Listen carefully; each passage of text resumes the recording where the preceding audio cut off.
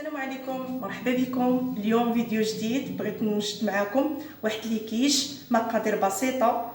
كنحتاجو كاس ديال الدقيق، الفرينه، بيضه، كنحتاجو كاس ديال الحليب، كنحتاجو بيضه، قبيصه ملح، فتيته ملح، كنحتاجو معلقه كبيره ديال الزبده مذوبه.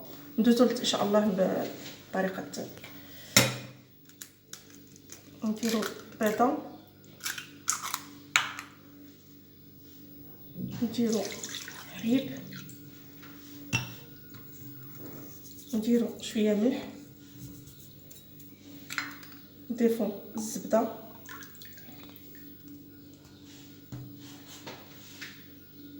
نضيفو الفرينه، وحنا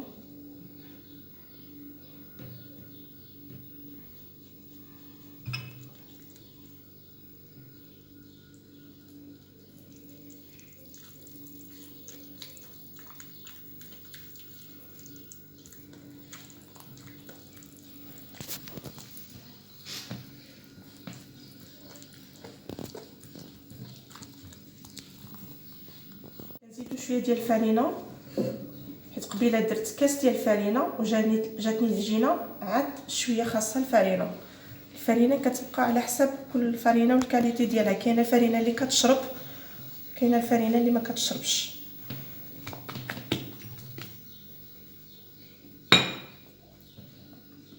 ندير وصل عندنا يعني كاس ونص الفرينه، حيت هاد العجينه كتجي خفيفه ما كتجيش فيها هاد كتجي لنا كاس ونص فرينه، كاس ونص فرينه وكاس ديال الحليب.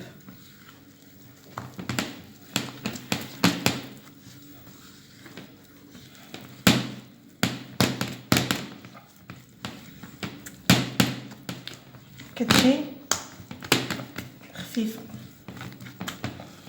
هذا اقتراح جديد، ماشي كما فين نديرو داك ليكيش كتكون لاباط ديالو قاصحه عادي، ولا كتجي بحال عجينه تاع السفنج.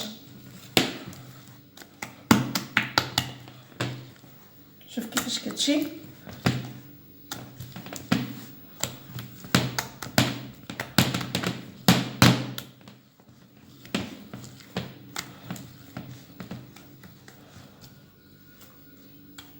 صافي غادي نخليوها ترتاح واحد 10 ديال الدقائق.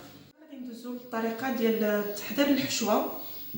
كنحتاجو 2 بيضات، كنحتاجو بصله كبيره مشنفه مشلضه رقيقه، كنحتاجو الثوم، كنحتاجو كاس ديال الفرينه، كنحتاجو كاس ديال الحليب، كنحتاجو الياغوت طبيعي مسوس، كنحتاجو شويه ديال الابزار، شويه ديال الملحه، كنحتاجو 3 ديال الفرماج المربع، كنحتاجو معلقه ديال الزبده، كنحتاجو شويه ديال المعدنوس، وكنحتاجو الفرماج محكوك.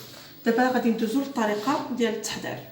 كنديروا البصله ديالنا تشحر، كنديروا داك المعلقه ديال الزبده كما شفتوا، وكنزيدوا عليها شويه ديال المليحه، وكنزيدوا عليها شويه ديال الابزار.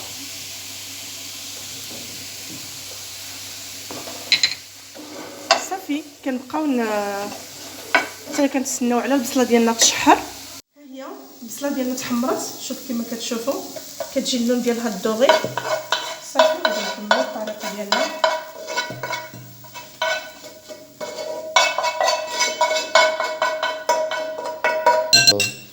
دابا نديزو نكملوا الطريقه ديالنا ديال هذا. عندنا 2 بيضات كما قلنا، كبوهم،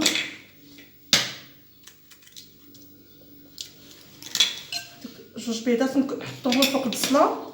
كتكون سخونه ديك البصله كتكون سخونه بشويه، غير داك الحراره ديال البصله كيعقد شويه البيض، حيت راه كلشي غادي يطيب في الفران.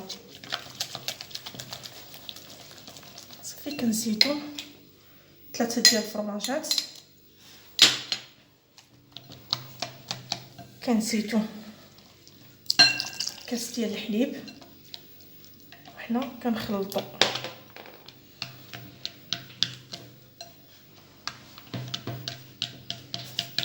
كنزيدو الفرينه بشويه بشويه،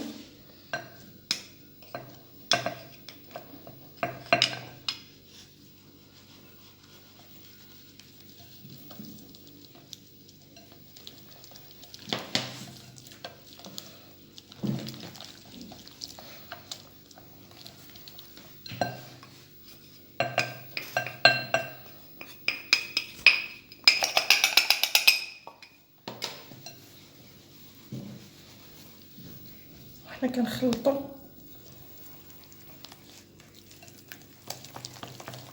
كنخلطوا نزيدو الطون. وعندكم الحشوه يعني هذه كيبقى اختيار ديالكم. انا درت الطون، عندكم بغيتو ديروا الصدر ديال الدجاج، بغيتو ديروا الطون، كيبقى الاختيار ديالكم. كنزيدوا الياغوت ديالنا كما قلنا مسوس اللي ما فيهش السكر.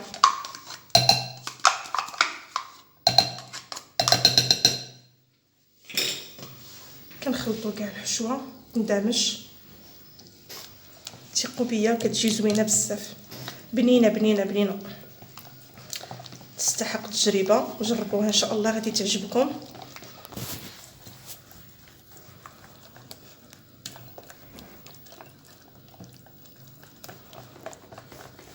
وكنزيدوا المعدنوس.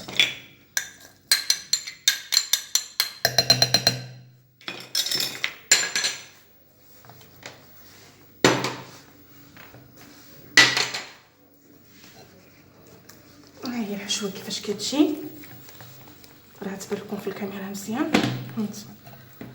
كتجي بنينه. واللي كيبغي الزيتون خضر مقطع تزيدوا شويه. انا ما كيعجبنيش الزيتون الخضر، اللي كتعجبو الزيتون يزيد شويه ديال الزيتون الخضر مقطع طريفات صغار. صافي غادي دابا ندوزو لاباط ديالنا اللي وجدناها باش نصايبوها ونكبو فيها الحشوه.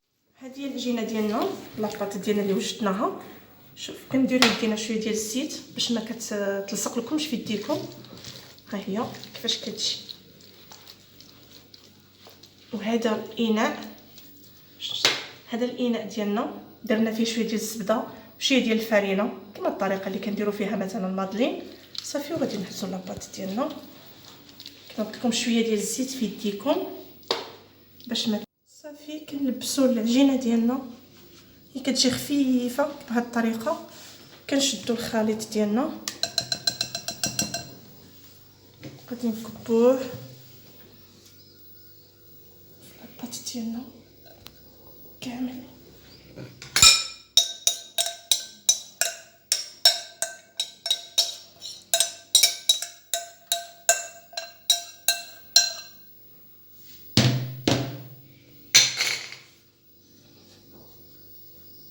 كتشوفوا نشدوا الفرماج ديالنا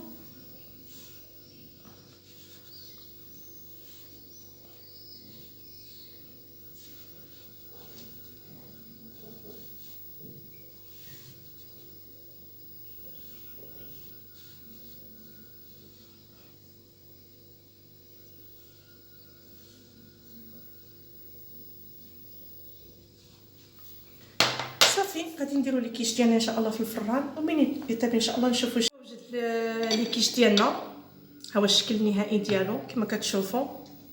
كيجي زوين وبنين. هانتا